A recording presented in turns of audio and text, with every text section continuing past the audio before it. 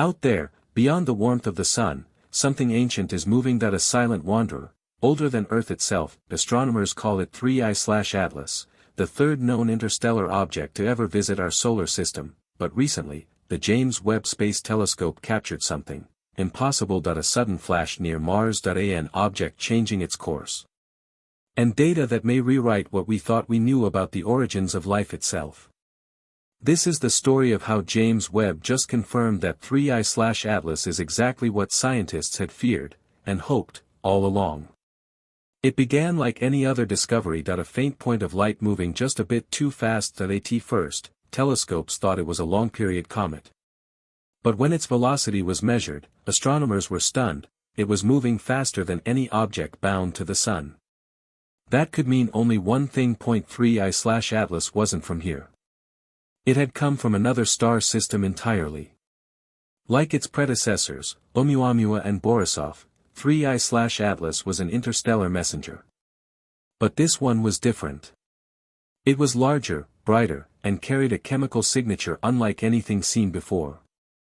By the time James Webb turned its gaze toward it, the comet was already nearing Mars, and then, something extraordinary happened. On a quiet morning, Webb's infrared sensors picked up a burst of light, a sudden spike in temperature near the comet's nucleus. It lasted only a few seconds, but it was powerful enough to send shockwaves through its coma, the glowing cloud of dust and gas surrounding it. Within hours, every major observatory on Earth had confirmed the anomaly. A collision had occurred, but what collided with it, no one knew.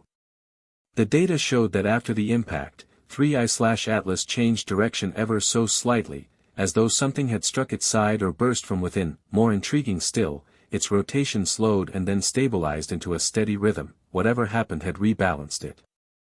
Some scientists whispered that maybe, just maybe, the comet wasn't behaving naturally. As Webb zoomed in, its instruments began to see inside the heart of the object. Infrared readings revealed pockets of warmth beneath the surface, as though internal vents were releasing gases in precise bursts. Normal comets outgas randomly, but this looked controlled. The spectroscopy data painted an even stranger picture. It showed high concentrations of carbon dioxide, sodium, magnesium, and even traces of ammonia ice, materials that can only form in environments very different from our own. But the biggest shock came from the isotope ratios. These were not from any known region of the solar system. They matched no meteorite, no asteroid, no comet we've ever studied. As one astronomer put it, 3I/Atlas carries the DNA of another sun. It was the cosmic equivalent of finding a fossil from a world we'll never visit, a fragment of a distant planetary system flung into interstellar space, now crossing paths with ours. So, what really happened near Mars? Some researchers believe a small asteroid fragment collided with 3I/Atlas by chance, a 1,000,000,000 event that cracked open its crust and exposed its ancient interior. Others think the burst may have come from within, a pressure buildup from volatile materials heated by sunlight after eons in darkness. But a few, led by Harvard's Dr. Amir Malik, proposed a more provocative idea. What if it wasn't a natural impact at all? His team noted the pattern of the gas release, its symmetry, and the sudden stabilization of rotation afterward. He suggested that 3I/Atlas could be a derelict interstellar probe, a piece of long-forgotten technology disguised by time and ice. While the mainstream scientific community remained skeptical, the idea sparked global fascination. After all, Oumuamua, the first interstellar object ever detected, had already displayed unexplained acceleration that no natural explanation fully fit. Could 3I/Atlas be a sibling to Oumuamua, or something even older? James Webb's instruments continued scanning the debris cloud. Within the expanding plume, it found compounds not usually seen in ordinary comets, complex silicates, metallic crystals, and rare isotopes of xenon and neon that suggest formation in the dying embers of another star. Each reading was like a breadcrumb from another world. By decoding it, scientists realized they weren't just studying a comet, they were peering into the chemical memory of a vanished solar system. Dr. Helena Rivas of the European Southern Observatory described it beautifully. Every molecule escaping from 3I/Atlas is a message written in starlight. If those molecules could talk, they would tell us of oceans frozen solid, of planets that once orbited another sun, of the collapse of that system and the birth of ours. What Webb had captured was nothing less than the story of stellar reincarnation, proof that the materials of one world can seed another. Weeks passed, instead of fading, 3I/Atlas began showing periodic pulses, faint but rhythmic flares of gas, almost like a heartbeat. Infrared imaging revealed jets erupting from its poles, aligned perfectly with its rotation. This regularity puzzled scientists. An unknown comet releases gas so precisely, so evenly, and for so long after a collision that it was as if the object were regulating itself. Even more strangely, the thermal reading suggested an organized structure beneath the crust, repeating geometric patterns, consistent with layers or compartments. Was it natural fracturing, or something designed? NASA declined to speculate publicly, but off-record conversations leaked online hinted that internal modeling could not fully explain the pattern through natural physics alone. Whatever 3I/Atlas was, it wasn't behaving like any comet ever seen. Where did it come from? Using its inbound trajectory, researchers traced its origin backward through space. The path led to a region near the constellation Lyra, where ancient stars have long since burned out. Computer models suggest 3I/Atlas may have been ejected from a dying planetary system over 1 billion years ago, hurled into interstellar space when its parent star exploded or collapsed into a white dwarf. That means this single object has been wandering the galaxy for longer than multicellular life has existed on Earth. Imagine that, a frozen survivor from a system that no longer exists, traveling alone through the dark for eons, until chance brought it here, to our neighborhood, just as humanity built a telescope powerful enough to recognize it.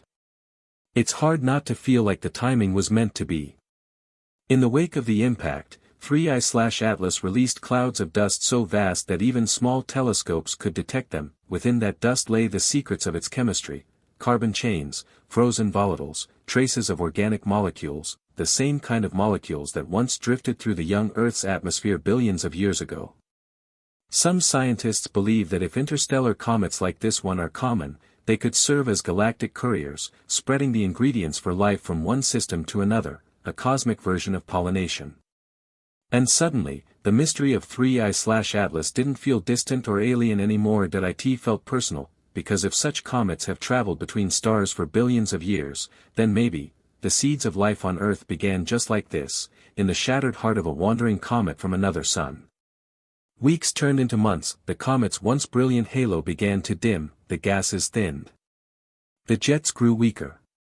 James Webb caught one final glimpse, a faint, symmetrical glow expanding outward, like the last breath of a dying ember. No further anomalies. No second impact, just silence.